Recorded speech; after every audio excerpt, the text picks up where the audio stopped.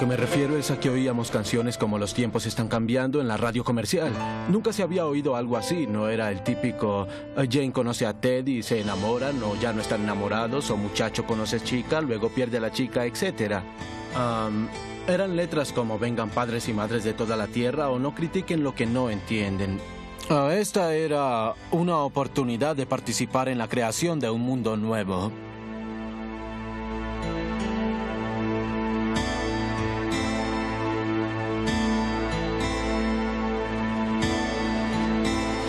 Era como un ciclo sin fin, algo así como te levantabas el lunes, ibas a trabajar y seguías así hasta el miércoles, y luego el miércoles tenías algo de esperanza porque el viernes ibas a recibir tu salario y con ese salario podrías pagar la diversión, y luego el sábado la diversión se iría acabando y el domingo irías a la iglesia a tratar de sacar alguna renovación y así empezar el ciclo de nuevo.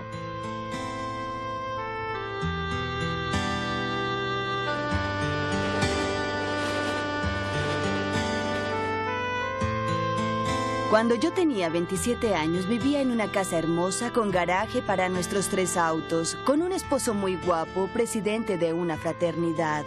Estaba ascendiendo rápidamente en mi carrera y tenía una cantidad ilimitada de dinero para gastar en ropa.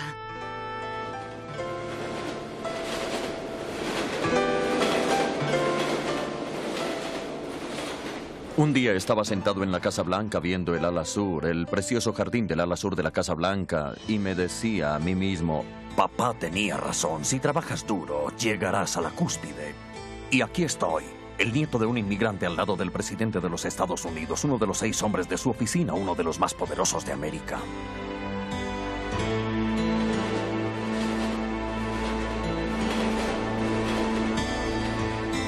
Entiende que yo era del tipo muy macho. Nadie podía ser más fuerte que yo. Había pasado casi toda mi vida en Vietnam solo con mis propias fuerzas y no había modo de que yo pensara que alguien pudiera ser más fuerte o rudo que yo.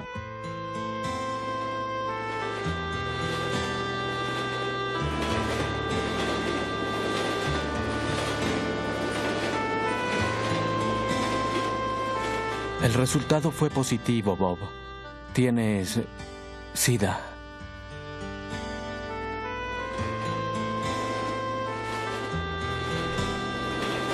Servan Films presenta Un lugar llamado Hogar, con Ralph Martin.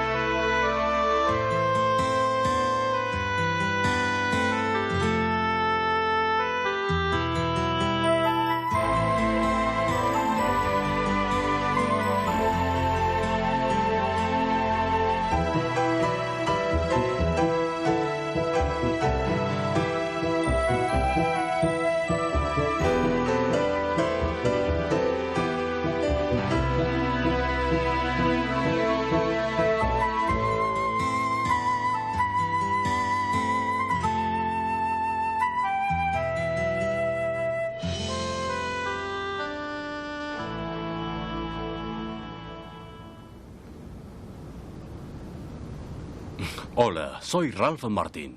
¿Alguna vez han vuelto a su viejo vecindario a visitar la casa donde vivieron? Si lo han hecho, reconocerán qué poderosos son los recuerdos que provoca. Para algunos de nosotros son recuerdos felices de cenas en familia y actividades juntos. Para otros no son recuerdos tan felices. Tal vez relaciones difíciles o inclusive campos de batalla. Pero para todos la idea de hogar, un lugar de amor, aceptación, seguridad, es lo que todos deseamos tener. Especialmente nosotros aquí en Norteamérica, donde hemos tenido cambios tan profundos en la cultura y los valores en los últimos 30 años. Estos realmente sí que han sido tiempos inestables. Estamos en Nueva York, no solo porque es aquí donde yo nací, sino porque Nueva York es como un microcosmos de América o del mundo. Por un lado, es un lugar maravilloso, lleno de vida y colorido. Pero por otro, casi todos los días alguien es asesinado en esta ciudad. Hay un resurgimiento de odio racial, una explosión de crimen. En esta inmensa ciudad de enormes edificios, detrás de todas estas puertas y ventanas, se desarrollan millones de historias.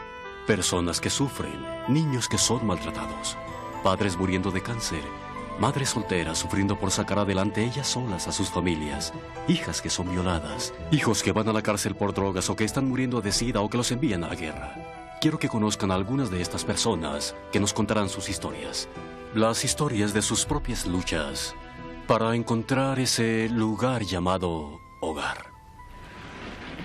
Vietnam fue el primer golpe turbulento de los años 60. Las noticias por la noche traían la guerra misma a nuestras salas. Muchos de nosotros no sabíamos si esta era una guerra justa o no. El país estaba confundido y profundamente dividido. Mientras unos protestaban, otros peleaban. Cerca de 200.000 que lucharon, murieron o fueron heridos. A la fecha, 2.400 todavía se consideran perdidos en acción. Ninguno se escapó de las heridas psicológicas. En 1968, a la edad de 22 años, Tom Stemke volaba helicópteros ametralladora en Vietnam. Se enlistó en el ejército después de discutir con su padre. Me crié en un pequeño pueblo en el norte de Michigan. Mi familia era una familia católica rígida y nuestra vida giraba en torno a mi padre, quien era un hombre muy estricto. Tenía dos negocios que había empezado él mismo. Uno era una compañía de seguros y el otro era un vivero. Él cultivó cientos de miles de árboles. Mi padre era tan estricto que verdaderamente no nos permitía reír o bromear mientras trabajábamos. Traté de ser el mejor trabajador para mi padre. Él tenía un equipo de 30 hombres y un día después de que yo había terminado de podar mi parte, regresé a ayudar a mi primo, que era el trabajador más lento. Nos empezamos a reír por algo y eso no le gustó a mi padre. Entonces me hice de palabras con él y físicamente terminamos peleando a golpes y le rompí un brazo, una mano y varias costillas. 5 o 6 meses más tarde ingresé al ejército.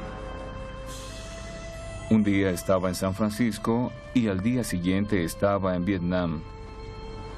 Un capitán de 23 años, responsable de otros 130 hombres que me seguían y que estábamos metidos en un conflicto que ni siquiera entendíamos bien. Un día veías a tus compañeros vivos y al día siguiente ya no. Eran mis amigos, los hombres de los que yo era responsable. Pensaba para mis adentros, esto es una locura. Yo debería estar en una granja, en algún otro lugar, pero a pesar de todo tenía que poner esta fachada, ser fuerte, porque ellos necesitaban en quién confiar. Tom no era el único confundido con esa guerra. La mayoría de nosotros lo estábamos. La confusión moral y la incertidumbre que Vietnam había traído se intensificó con el escándalo Watergate en 1973. Watergate sacudió los más profundos cimientos de nuestra nación. Me arrepiento de lo ocurrido, de lo que intenté hacer al Dr. Ellsberg. Está mal hacerlo a él, a mí o a cualquiera. No solo era moralmente correcto el declararme culpable de los cargos, sino que espero fervientemente que este caso sirva para prevenir abusos similares.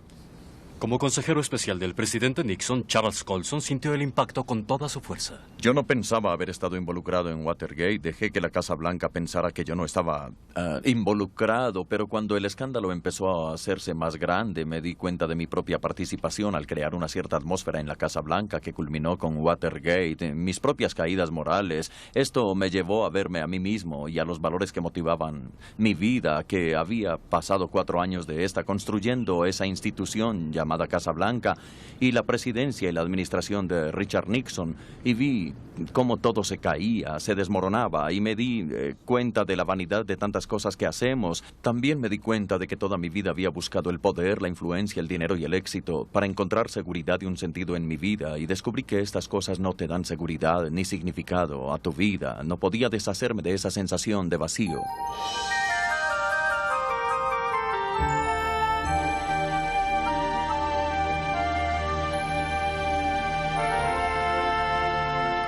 La incertidumbre moral causada por Vietnam y Watergate nos llevó a un mayor resentimiento hacia los valores tradicionales. La vida familiar se vio particularmente afectada.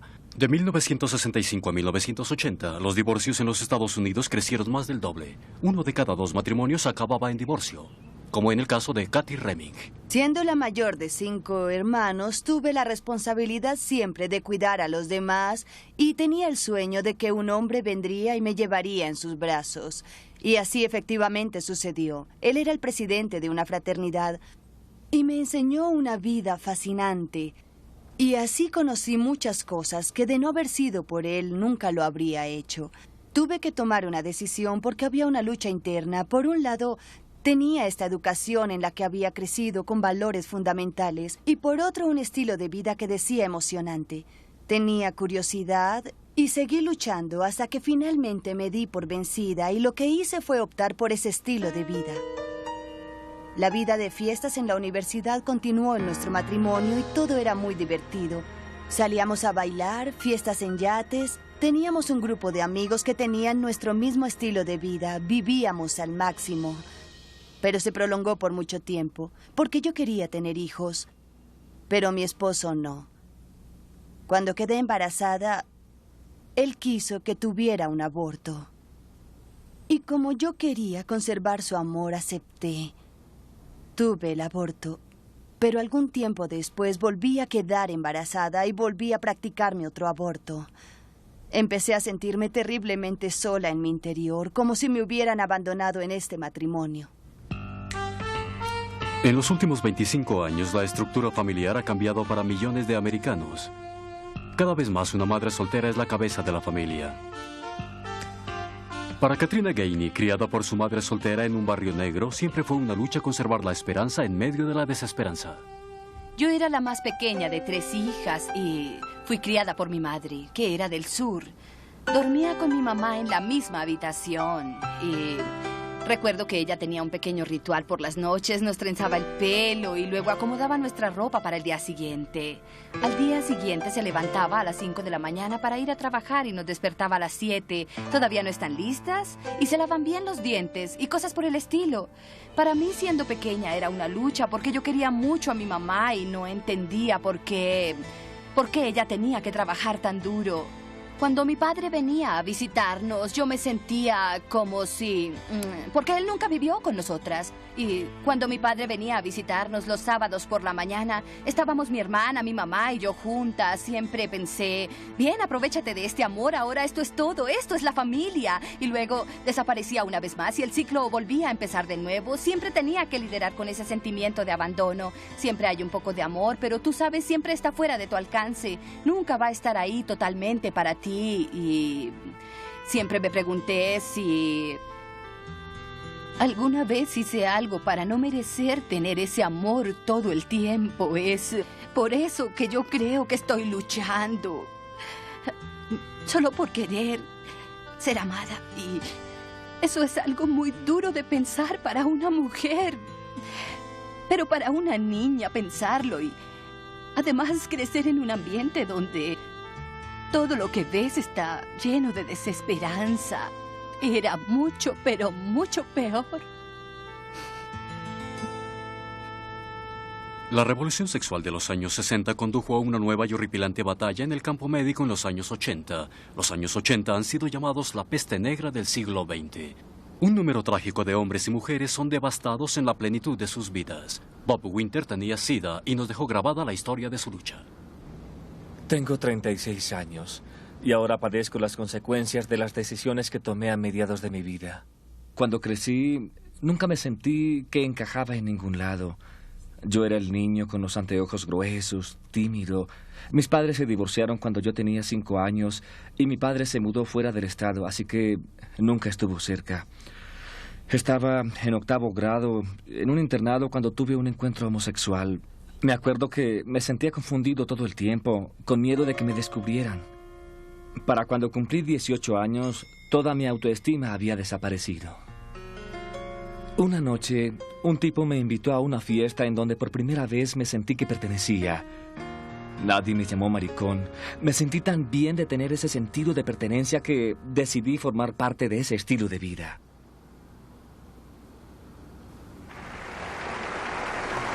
Y de repente puedes descubrir que un acorde en mi como este, si le añades una cejilla, se convierte en un acorde en fa. Y dos trastes arriba se convierte en un acorde en sol.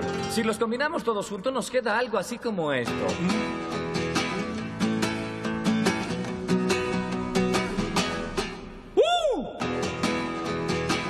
Saben, en los años 50 no se necesitaba más de eso. Peter, Paul y Mary empezaron su carrera musical aquí en Nueva York. Sus canciones dieron expresión a nuestra hambre de verdad y autenticidad.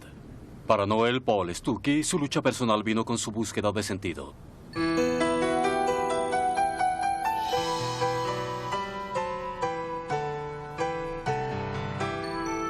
La gran desilusión que golpeó al final de los 60s debido a los asesinatos, estés de acuerdo o no en que estos fueron la causa, provocó que la gente dijera, «Ey, esto no funciona, no funciona».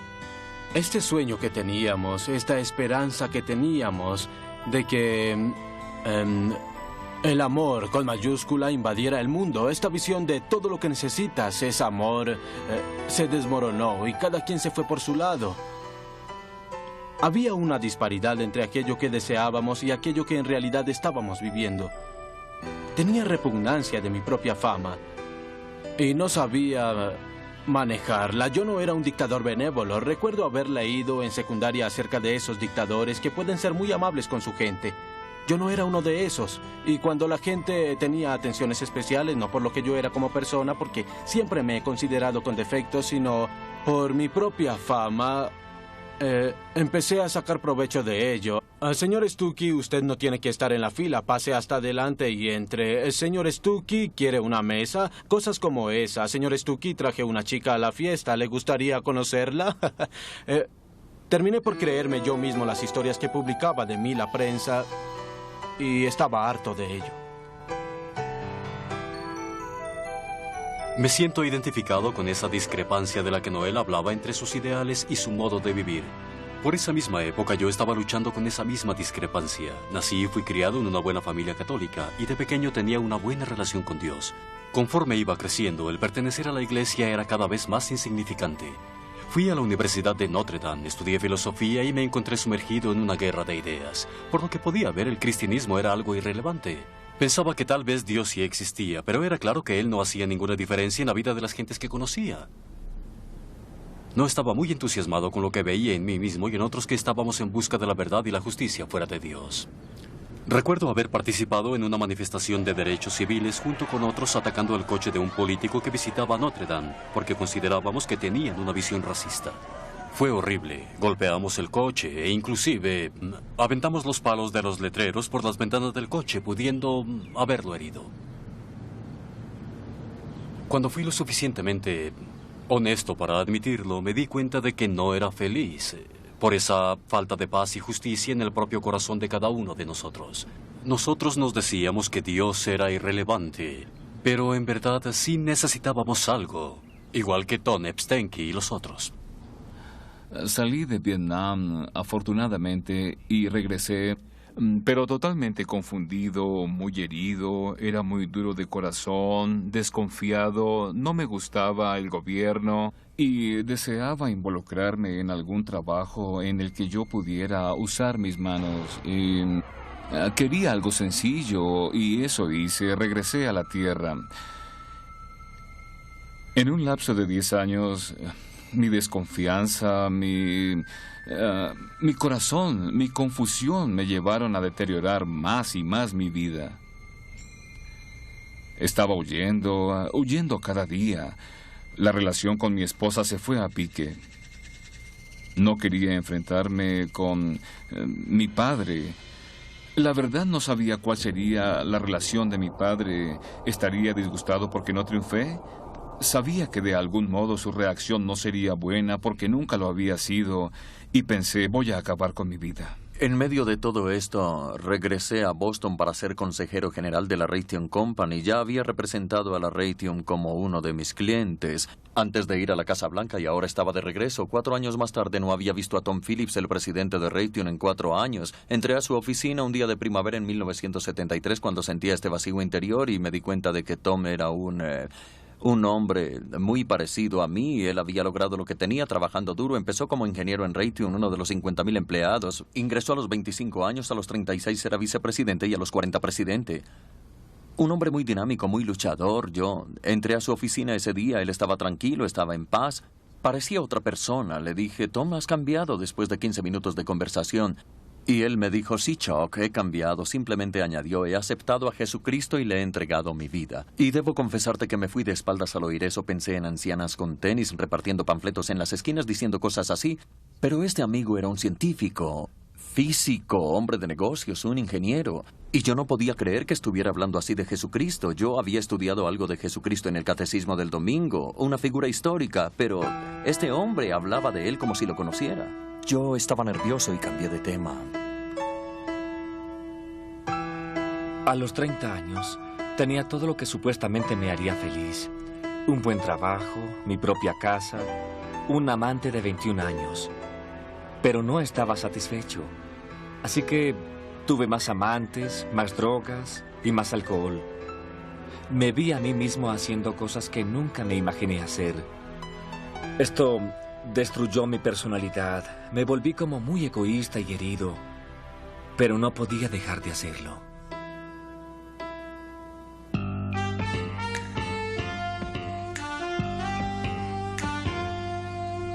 Cuando tenía 18 años, el pastor de mi iglesia me invitó a dar clases de Biblia en el verano en la iglesia. Junto conmigo estaba otra chica que había venido de fuera a nuestra comunidad a enseñar conmigo.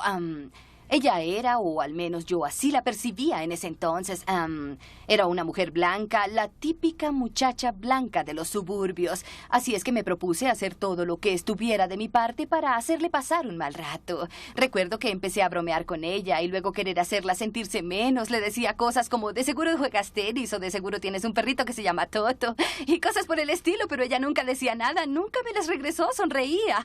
Y luego hablaba de su relación con Dios como si él fuera su gran amigo. Yo no estaba acostumbrada a algo así. Era como, aquí está Dios y tú estás aquí abajo.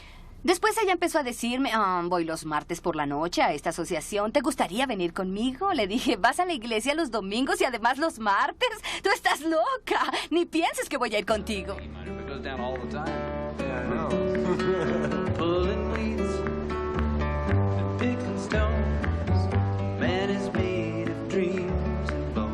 Recuerdo que le puse a Dios un ultimátum. Pensé que a Dios le gustarían los ultimátums. Me lo puedo imaginar muy bien, tú sabes, sentado ahí con sus archivos diciendo, vamos a ver qué tenemos por aquí. Tenemos a Stucky, ¿ya llegó al punto del ultimátum? No, todavía no llega, ¿no? Vamos a ver a alguien más. Porque cuando tú le pones a Dios un ultimátum, lo único que estás haciendo es que le presentas un reto, como se ha visto a lo largo de las escrituras desde el principio.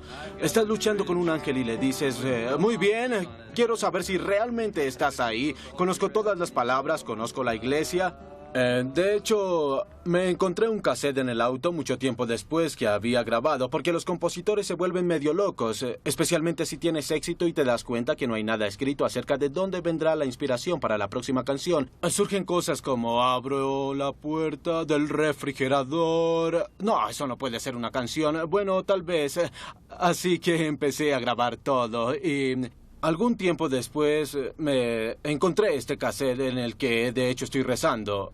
Aunque en ese momento no me daba cuenta que estaba rezando. En ese momento yo hablaba con Dios. Y en este cassette digo, muy bien si realmente tú estás ahí. Yo quiero estar en el equipo de los hombres buenos. Pero no sé dónde están. No sé dónde están los hombres buenos. Pasan algo así como 3 días después y estamos de tour en Texas. Yo sigo componiendo y a mitad del espectáculo Peter está en el escenario cantando. Yo por mi lado estoy afinando mi guitarra de 12 cuerdas por una esquina. Salgo por una puerta y me encuentro a un sujeto recargado en la pared. Se supone que nadie del público puede estar por ahí. La seguridad es muy estricta. Luego me le acerco y le pregunto, ¿puedo hacer algo por ti? Y él me contesta, sí, de hecho quiero hablar contigo.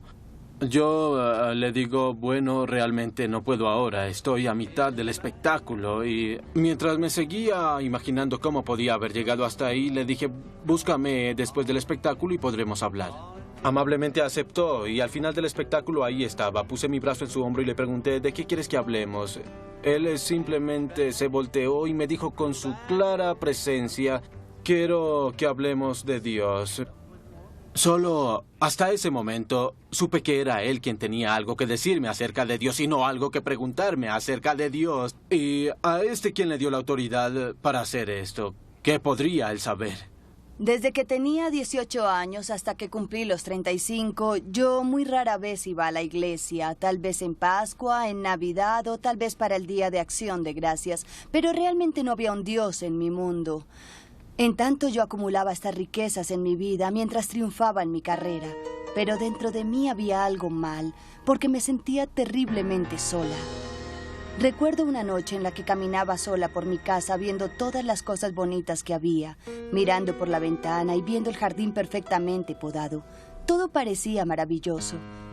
Pero más tarde esa noche, cuando me iba a la cama, empecé a llorar. De repente me sentí invadida por esta terrible, terrible soledad y le decía a Dios llorando, Dios mío, no entiendo nada. ¿Acaso vendrás a protegerme? ¿Acaso me puedes explicar por qué me siento de esta manera? A la mañana siguiente subí al desván donde teníamos un escritorio viejo y pesado que habíamos tenido por años. Por alguna razón decidí mover el escritorio a otro lugar. Saqué los cajones uno por uno hasta que llegué al último, que era un archivero. Lo saqué y al fondo me encontré 2 sobres de Manila. Los abrí y cayeron cartas de amor y fotografías y una lista en detalle de las mujeres con las que mi marido había estado durante nuestro matrimonio. Todo esto sucedía en esos horribles días de Watergate cuando había camarógrafos en la entrada de mi casa todas las mañanas cuando iba a trabajar, y cuando fui llamado por el gran jurado y los comités del Congreso. Y las personas en Washington normalmente son civilizadas unas con otras, pero no lo eran durante ese período, y un veneno había infectado nuestro país. Durante este tiempo, Tom Phillips era todo aquello que Washington no era. Él era educado, decente, amable y cariñoso, y finalmente una noche, en agosto de 1973, decidí indagar cuál era ese asunto de aceptar a Jesucristo y qué quería decir con eso. Pasé una noche con él en su casa en las afueras de Boston, una cálida noche de verano, y le dije, Tom, explícame, y me explicó qué había pasado en su vida. Era una historia muy conmovedora y me dio un pequeño libro maravilloso llamado simplemente Cristiandad, escrito por C.S. Lewis.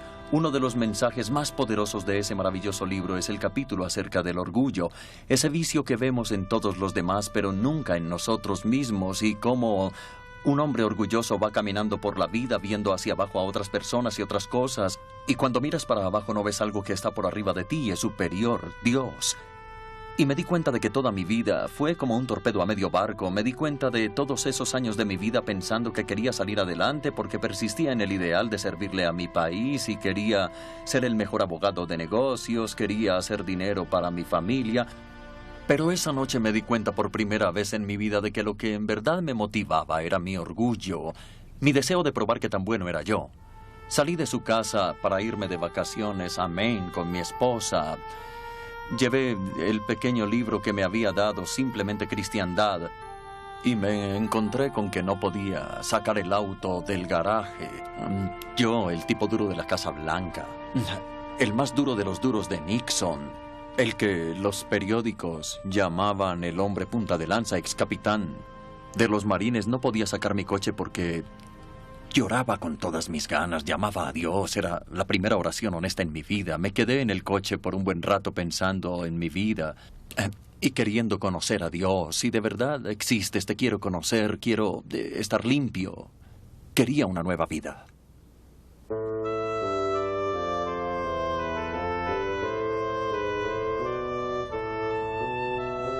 Cuando era estudiante, regresaba a mi ciudad en las vacaciones entre semestres y visitaba museos como este de los claustros.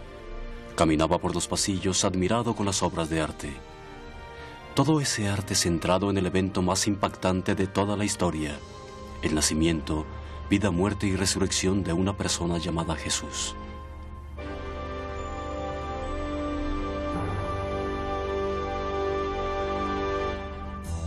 Miraba hacia la ciudad, sabiendo que había millones de personas como yo, cada uno con su propia historia, sus propias heridas y esperanzas.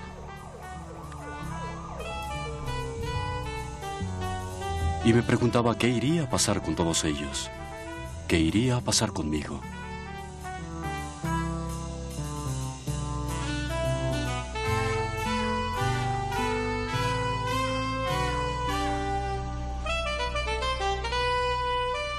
En ese tiempo, mi compañero de cuarto en Notre Dame me insistía que fuera un fin de semana a un retiro. Fue tan insistente que finalmente accedí. Fui con muchas ideas conflictivas y con un total escepticismo. Lo que yo esperaba encontrar era que a través de una dinámica de grupo la gente tendría una experiencia agradable y cálida que ellos llamarían Dios. Pero cuando llegué, quedé impactado cuando los oí hablar de Jesús como si fuera una persona que conocieran. Me hizo sentir incómodo, demasiado próximo, demasiado personal. Prefería hablar de él de una manera más distante, como la segunda persona de la Trinidad. Pero con todo, me sentí muy atraído cuando siguieron hablando acerca del amor de Dios y de las tremendas implicaciones de una nueva vida con Cristo. Pero arruinaron todo cuando empezaron a hablar sobre el pecado. Lo que ellos llamaban pecado, para mí eran experiencias de aprendizaje. Una terrible realidad empezó a hacerse clara. Siempre me jacté de ser un honesto buscador de la verdad. Pero realmente empezaba a cuestionarlo. ¿Había sido honesto? ¿Había querido encontrar la verdad? ¿O a lo largo del camino la búsqueda se convirtió en algo más importante que lo buscado? Si Jesucristo era real, entonces muchas cosas en mi vida tendrían que cambiar. Tenía que encarar la pregunta. ¿Fue Jesús lo que él dijo que era? ¿Podía ser esto verdad? Un día me encontré a mí mismo en el Hospital General de San Francisco ardiendo en fiebre y con un incipiente SIDA. Perdí 20 libras en 10 días. Cada día me debilitaba más y más. Es algo horrible ver que tu vida se te está yendo de las manos. Yo quería seguir viviendo, pero cada vez estaba más y más débil. No quería morir.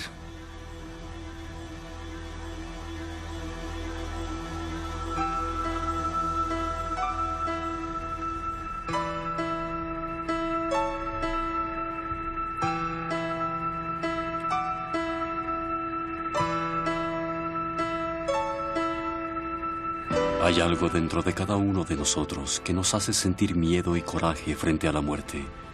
Dylan Thomas escribió: no entres amable en la buena noche. Furia, furia contra la muerte de la luz. En el fondo, eso es lo que sentimos. No queremos morir. 2 de mis abuelos están enterrados aquí, junto con decenas de otros miles de esposos, esposas e hijos. Tantas cosas que pudieron ser y que no lo fueron. Tantas vidas truncadas. No más sonrisas, o risas, o abrazos.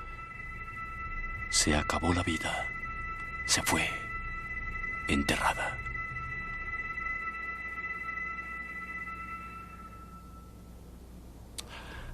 Ver morir a nuestros parientes y amigos nos hace gritar desde adentro: esto no debe ser así. Que las cosas fueran diferentes, que hubiera un poder, que el amor fuera tan fuerte, tan verdadero, que pudiera restaurar lo que la muerte ha destruido. ¿Existe en verdad una esperanza en la resurrección después de la muerte? ¿O solo habrá un frío y largo silencio? Mientras tanto, mi esposa empezó a asistir a un grupo de oración. Eso fue aproximadamente 6 meses antes de que llegara a tocar fondo, como yo lo veo. Me burlé de ella y yo no quería ir porque no entendía lo que estaba haciendo. Sin embargo, el día que había decidido suicidarme, fui con mi esposa al grupo de oración. Ellos hablaban de Jesucristo, del Espíritu Santo y pensé, esto me interesa. Creo que esto es lo que necesito. Básicamente era eso lo que necesitaba. Necesitaba sentirme amado. En ese preciso momento vi una imagen de Dios bendiciéndome y me dio una imagen de Cristo crucificado que me abrumó. Por primera vez, después de 15 años, tenía sentimientos. No pude hacer más que llorar y llorar, llorar de alegría, porque como conforme veía esta imagen de Cristo en mi mente crucificado, yo comencé a comprender que Jesucristo había muerto por mí. Ahí estaba yo, el tipo macho que tenía todo bajo control. Mi vida se estaba derrumbando en un lapso de 10 años. No tenía nada en que apoyarme, no tenía ningún logro, pareciera como si hubiese fracasado en todo. Ahí estaba Jesucristo colgado de una cruz y había hecho eso por mí. Esa fue la más maravillosa y profunda experiencia que haya tenido en toda mi vida. Y no pude hacer otra cosa que llorar y recibir ese amor que Dios quería darme en ese momento. Más adelante me volví a casar y tuvimos 2 hijas. Empecé una nueva vida totalmente y formé una nueva familia. Pero aún tenía pena y sufrimiento porque había perdido un esposo. Había abandonado mi carrera para ser madre y ama de casa. Había perdido 2 hijos en abortos y estaba tratando de discernir quién era yo, quién soy yo, qué es lo que se supone que es una familia normal. Una amiga mía, una señora del vecindario, me invitó a asistir a unas conferencias en las que empezaron a hablar acerca de Jesucristo. En el transcurso de la mañana, entonaron canciones y nunca se me olvidará que cantaron la canción "Por esas lágrimas yo morí". Y me sentí emocionada porque una parte de la canción dice: "Sentí cada una de las lágrimas que en la oscuridad derramaste", y era Jesús hablando. Y caí en la cuenta de que Él nunca me había abandonado. Siempre había estado a mi lado. Toda esta pena, sufrimiento y soledad las había recorrido a mi lado todo el tiempo. Yo había sido quien lo había abandonado. Pero recapacité y lo busqué y ahí estaba Él esperándome. Un día finalmente le dije: está bien, voy a ir contigo este próximo martes por la noche. Recuerdo que entré en la iglesia y sentía algo poderoso que venía hacia mí. Y yo recuerdo que mientras yo entraba a la iglesia, la gente estaba cantando Tu amorosa bondad, que estaba basada en un salmo. Y recuerdo que los vi adorando a Dios de una manera como nunca antes había visto. A mí me pareció como si, en verdad, estuvieran ofreciéndose ellos mismos a Dios de una forma que no era a la fuerza o porque tuvieran miedo, era porque estaban enamorados de Dios. Yo recuerdo que estaba sentada en la banca y empecé a sentir una fuerza y recuerdo la imagen de una luz y recuerdo una voz que decía: déjame entrar. Y me sentí sobrecogida por ese amor y yo decía: no, yo no te voy a dejar entrar. Pero la voz decía dulcemente: déjame entrar.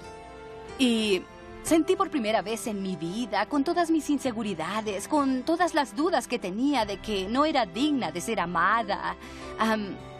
Lo cierto es que sentí que había algo que detuvo todo el tiempo, que detuvo el espacio, y realmente sentí como si el Espíritu de Dios me dijera: eres amada, yo te amo y eres amada.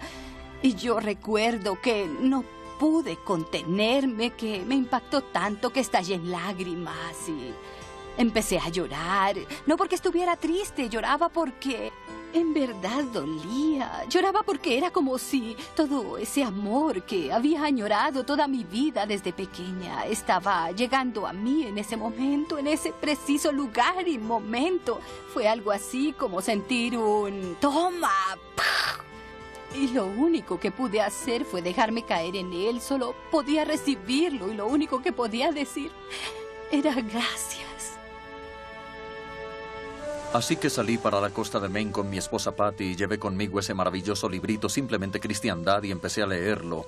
Me llevé mi bloc de apuntes. Los abogados nunca estamos sin ellos. E hice 2 columnas. Dios existe, Dios no existe. Jesucristo es Dios, Jesucristo no es Dios. Leí todo el libro y sus argumentos y empecé a llenar las columnas. Llegué al más increíble descubrimiento. Jesucristo es exactamente quien Él dijo que era. Y caí en la cuenta de que tenía que decidir por una de las dos opciones. Tienes que aceptar a Cristo por quien Él es o darte la media vuelta. Bajé a la orilla del mar, un sitio que he querido toda mi vida. Viendo hacia las aguas exclamé: Señor Jesús, quiero que seas parte de mi vida. Te acepto. Quiero que seas el Señor de mi vida. A partir de ese momento sentí una certeza. Sentí la presencia de Dios de una manera como nunca antes la había sentido. Eso fue hace muchísimos años. 17 años, y recuerdo que todo el mundo se burló de mí y yo lo entendí porque yo lo habría hecho de igual modo.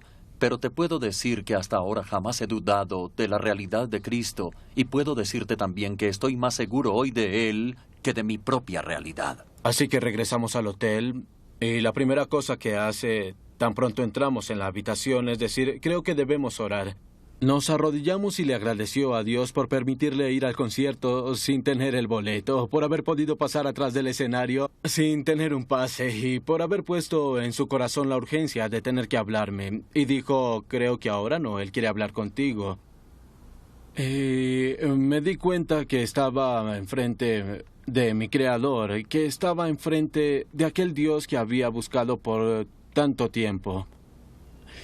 Y caí en la cuenta de que habiendo tratado de ignorar a Dios toda mi vida, yo había intentado ser Dios. Había ignorado la posibilidad de tener una relación directa con Dios y todo lo que podía salir de mi boca era lo siento antes de perder totalmente el control. Y lo volvía a repetir, lo siento. Y empezaba a llorar, tal vez por 15 segundos, tal vez por 30, tal vez por un minuto. Y luego lo único que podía decir era porque toda la atención, todo lo que había llevado a esa habitación del hotel, todo mi equipaje durante 30 largos años, saltando... recorriendo todo el país, buscando una razón, buscando alguna justificación, una base para creer. Ahora culminaba y yo podía dejar mis valijas y me sentía realmente nuevo. Y ahora sé lo que significa renacer. Yo no conozco ninguna terminología, no tengo las bases de las escrituras, no conozco la nomenclatura ni las frases usuales. Pero que Dios honrará eso lo descubrí después. Pues sé que me dirá que evite eso a toda costa. A Él le gusta mucho lo nuevo. A Él le gusta que le hablen como la primera vez.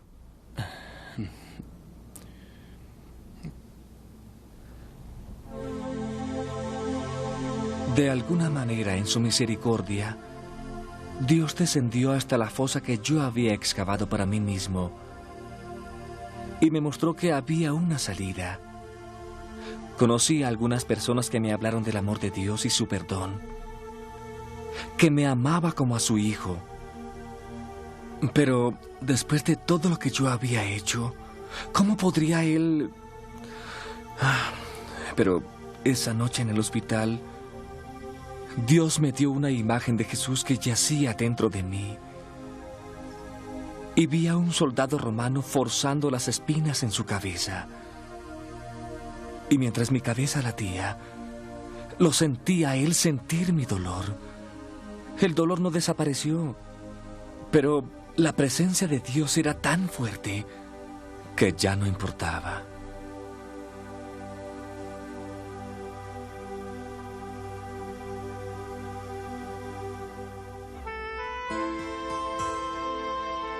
El escritor G.K. Chesterton dijo que la señal de una mente sana es saber cuándo concentrarse en algo sólido como la verdad. Esa fue la opción que yo enfrentaba ese fin de semana. Dudaba porque sabía que si admitía que Jesús era la verdad, significaba que yo tendría que seguirlo. Después de una lucha interna, confesé mis pecados de rebelión, orgullo, arrogancia, desagradecimiento hacia Dios y otros y pedí su perdón. Comprometí mi vida con Jesús y me reconcilié con la iglesia. En ese momento supe que había entrado en contacto con la fuente y sostén de toda la vida humana. Había llegado a casa. Eso fue hace 20 años y ha hecho una diferencia. Una mañana sentí que debía llamar a mi padre. Era un domingo por la mañana. Lo llamé, él estaba en el hospital en ese momento y recuerdo haberle dicho a él, papá, te amo. Yo había decidido pedirle perdón. Papá, te amo. ¿Me perdonarás por todas las cosas que hice en contra tuya? Y mi padre dijo, sí, te perdono. Siempre te he amado y te amo ahora. Él moría 1 hora después. Hasta este día eso me afecta profundamente, porque yo me doy cuenta cuán importante es el perdón. Todavía tengo muchas preguntas sin respuesta. Lo que me doy cuenta en mi relación con Jesús es que Jesús recorrió la mitad del camino hacia mí. Y lo que me dice es, yo estoy caminando contigo, camino contigo en tus dudas. No necesitas saber todas las respuestas, lo que necesitas es saber que yo camino contigo. ¡Qué bendición para mí como padre! Durante mucho tiempo yo tenía esas ideas románticas y lo encontraré en un esposo. Pensé, habrá un hombre que vendrá y me amará y me sentiré amada, o siempre tendré mis amistades. Ya sabes, tú eres mi mejor amiga, me sentiré amada de esa manera, o solo podemos salir de la ciudad y conseguir una linda casa en los suburbios. Mi madre no tendrá que trabajar tanto y yo seré amada. Pero lo que Dios me ha dado no es solo el don de ser amada, sino también el don de la resurrección. Yo no tenía que esperar hasta morir físicamente, ni esperar hasta el día del juicio final para sentirme amada o para resucitar, pero en ese momento supe que había estado viviendo en una mentira, que creía que la muerte estaba a mi alrededor y que nunca, jamás habría otra vida. Y desde ese momento supe que la resurrección había existido siempre, no solo para mí, sino para cualquiera que quisiera abrir la puerta y recibirla. Así que es la mañana siguiente y escucho ese bam, bam, bam, bam, bam, Toledo. ¿Qué pasa, Toledo? Es hora de levantarse.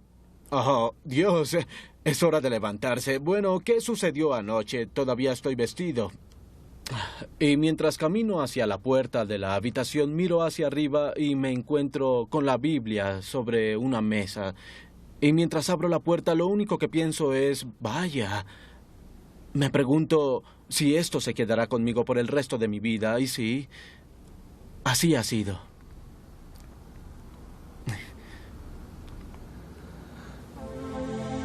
Tener SIDA es muy difícil.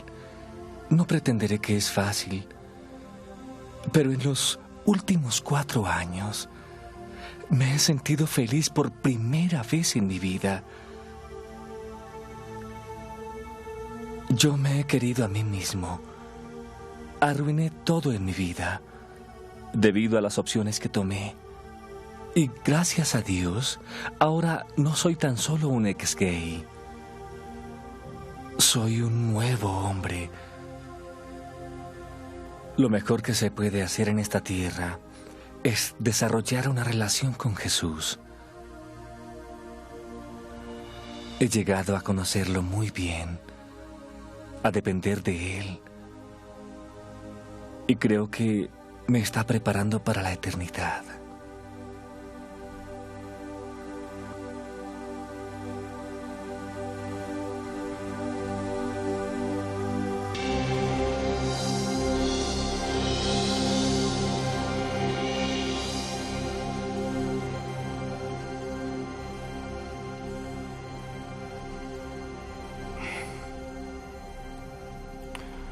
Nuestro amigo Bob ha muerto, pero antes de morir, confesó sus pecados y puso su fe y confianza en Jesús y se reconcilió con Dios el Padre. Llegó a casa y ahora está en su hogar eternamente. Hay otro joven, no muy diferente a Bob, llamado el hijo pródigo.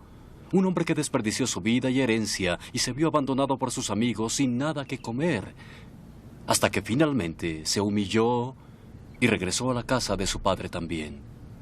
Jesús lo describió así. Mientras todavía estaba a gran distancia, su padre lo vio y dijo a los sirvientes que prepararan una fiesta. El hecho de que su padre lo viera a la distancia demuestra que estaba buscando a su hijo, esperando que regresara.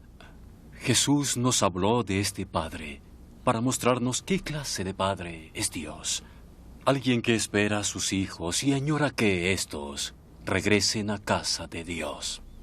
Solo cuando finalmente me di cuenta que Dios, en la persona de Jesucristo, estaba allí para mí, y yo lo acepté en mi corazón, no comprendiendo esto en ese momento, pero haciéndolo, yo puedo ser el hombre que siempre quise ser. La llave de la vida son las palabras de Jesucristo. Solo aquel que pierda su vida por mí encontrará la vida. Todos nosotros que estamos tratando de encontrar poder por nosotros mismos, nunca lo hacemos. Tan solo aquel que se pierde y que busca el camino en Dios va a poder encontrarlo. Sé que durante el resto de mi vida habrá lucha, que me sentiré sola, puede que me sienta abandonada nuevamente. La vida está llena de tribulaciones y tareas, pero ahora tengo a una persona verdadera conmigo. Tengo a Dios y para mí Él es un verdadero amigo. Sé que en esta vida, quien me ha dado un sentido de esperanza es Dios, que en medio de mi lucha, que en medio de este proceso, hay un ancla a la que me puedo aferrar, y eso ha hecho una gran diferencia para mí actualmente. En mis momentos de mayor ansiedad es mi hermano a quien me puedo dirigir. Es el nombre que derrota a todos los otros. Es el nombre que provee un ancla en mi vida.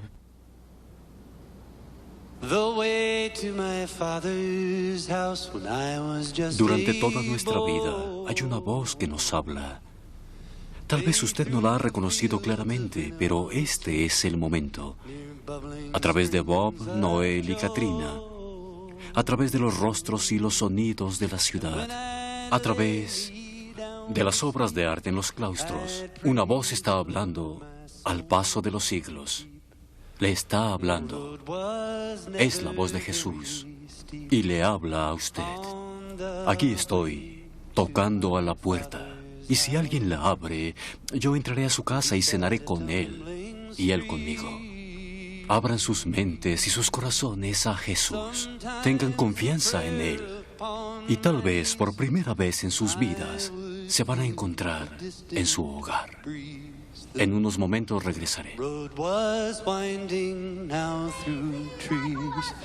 On the way to my Father's house. The way to my Father's house at the age of 29 led over a mountain that I would seldom climb, except in times of great despair, when I'd be looking everywhere. And then one morning he was there on the way to my Father's house. And glory, what a refreshing story. I was so blind before he opened my eyes, restoring me to the way to my Father's house at the age of 31 was a ride on a rainbow. My new life had begun.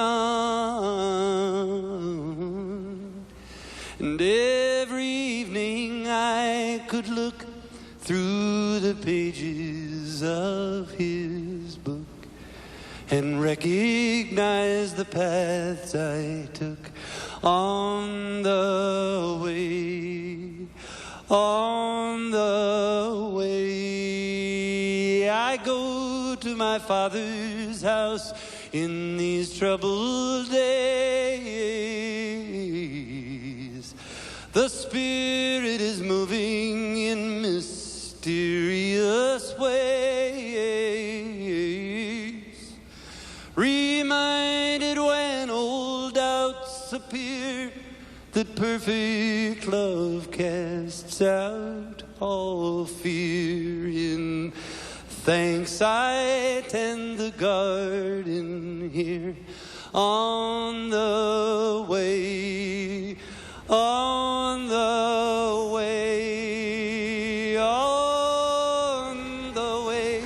to my Father's house.